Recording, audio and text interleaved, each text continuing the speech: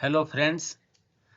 आज हम wire cut जो कॉस्ट कैलकुलेशन है उससे आगे का एक बात बताने जा रहा हूँ। और इस कैलकुलेशन में हम एक कंपैरिजन करेंगे कि एक तो होता है कॉस्ट का कैलकुलेशन कि हम कॉस्ट की कैलकुलेशन कैसे करते हैं, क्या उसका स्टैंडर्ड फार्मूला है और क्या लोग कॉस्टिंग करते हैं। और एक होता है कि मशीन की एक्चुअल कॉस्टिंग क्या आती है, अप्रोक्सीमेट होता है। ये डिपेंड करता है जॉब की हाइट के ऊपर, मटेरियल के ऊपर, जॉब के प्रोफाइल के भी ऊपर। तो बट टेंटेटिव जो एक रफली एप्पल टू एप्पल कंपैरिजन करने के लिए हम सेम पाथ लेंथ के ऊपर हम कंपेयर करेंगे कि एक जो हम कॉस्ट कैलकुलेशन करते हैं स्टैंडर्ड फार्मूले की तरफ से और एक मशीन पे एक्चुअल आती क्या है, इसकी हम कंपैरिजन बताएंगे। जैसे सपोज करें कि एक डाइप्लेट है,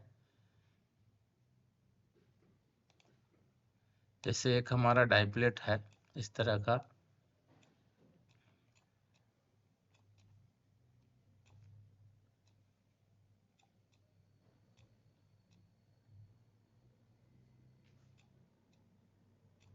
इसके अंदर हम एक पॉकेट काट रहे हैं। इस पॉकेट का जो लेंथ विड्थ है वो सब 50x50 है। 50x50 का पॉकेट है और इसका जो थिकनेस है वो भी 50 है। एक स्टैंडर्ड मटेरियल है, हार्डन है, जो D2 मटेरियल है।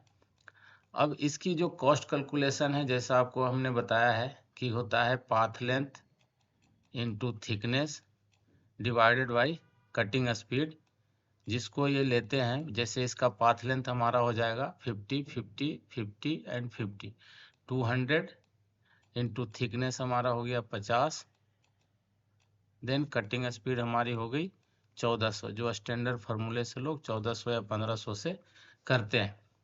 तो इसके अनुसार जो हमारा आवर आ जाएगा, ये सॉरी 200 है, तो इसका जो रफली हमारे कैलकुलेट करके देखेंगे तो ये करीब करीब 7 घंटे के आसपास आता है एग्जैक्ट। यदि हम एक्सेल में आपको बताएं कि क्या होती है तो वो आपको पता चल जाएगा एक में कि ये देखिए जैसे 50 लेंथ विड्थ और थिकनेस है तो इसका पाथ लेंथ हम देखेंगे तो करीब करीब यही फार्मूला में लगाएंगे तो ये होगा 50 50 50, तो 200 इंटू थिकनेस डिवाइडेड बाई जो हमारा कटिंग स्पीड है। तो ये हमारा लगभग जो आ रहा है ये 7 घंटा 15 मिनट 14 मिनट के आसपास आ रहा है। तो ये तो हो गया स्टैंडर्ड कॉस्ट कैलकुलेशन। और एक होता है इसके बाद कि मशीन क्लेम करता है, मशीन मैन्युफैक्चर एक क्लेम करता है कि हमारी कटिंग स्पीड क्या देगी। तो एज पर मशीन जो स्टैंडर्ड मशीन जो देते हैं उसके कैटलॉग के अनुसार एक नॉर्मल, मैं अपनी मेड इन इंडिया मशीन की बात करूं, मैं आगे आपको जो इम्पोर्टेड मशीन होती है और जो हाई टेक्नोलॉजिकल जैसे लीनियर मोटर ड्राइव की मशीन होती है सब के बारे में भी बताऊंगा। मैं इस भी बताऊं तो मशीन जो क्लेम करती है, सपोज कर जैसे स्टैंडर्ड एक मशीन के लिए कि हम 220 का कटिंग स्पीड देते हैं। 220 का जो कटिंग स्पीड होता है वो क्लेम करता है। यदि उसके अनुसार हम कैलकुलेशन करते हैं तो एक्चुअली ये जो देखेंगे, एक मैं कंपैरिजन बताऊंगा आपको कि 1400 का कटिंग स्पीड जो है ना वो 23.5 mm² के हिसाब से आता है, ये देखें तो।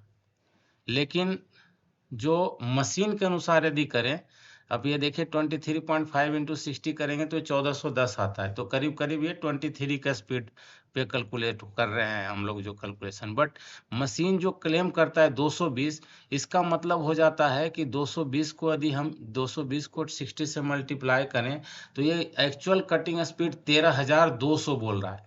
तो आप ये देखिए कि जो path length into thickness divided by 1400 करते हैं और जो मशीन क्लेम करता है वो path length into thickness divided by 13200, यानी उसके अनुसार की कैलकुलेशन करें तो पाथ लेंथ आपको 200 divide into thickness divide by J4 करेंगे तो 13200। इसका मतलब हो गया कि आपका ओनली 45 मिनट, 0.475 आवर, इसका मतलब हो गया 45 मिनट के अंदर ही हमारा जॉब करता है, जो कि स्टैंडर्ड कैलकुलेशन से हमारा क्या आता है 7 घंटा। बट मशीन क्लेम और एक्चुअल के बीच में एक प्रैक्टिकल थिंग्स भी है कि क्या जो मशीन क्लेम करता है वो स्टैंडर्ड प्रैक्टिकली हमें मिलती है, वो नहीं मिलती है, क्योंकि इस स्पीड को करने के लिए वायर कंजप्शन, मशीन की कंडीशंस और सब कुछ देखा जाता है। जैसे हम लोग देखते हैं ना कि हमारा जो कार का एक क्लेम होता है कि आपकी माइलेज 26 देगा, बट ऑन रोड जो हम जो देखते हैं प्रैक्टिकली तो वो 26 या 25 की माइलेज जो कंपनी क्लेम करती है वो मिलती है 17, 18 या 20।